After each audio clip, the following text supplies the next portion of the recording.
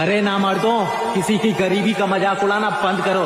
अरे तुम्हारी तरह बाप दादा के दौलत पर नहीं उड़ रहे हैं, खुद के दम पे बन रहे हैं। और जो चीज मैं कर रहा हूँ ना, कोई एक रात का जुआ नहीं है जिसे खेल कर रातों रात करोड़पति बन जाऊंगा। अरे देर से आऊंगा, लेकिन तुम्हारी रातों की नींद उड़ा कर जाऊंगा।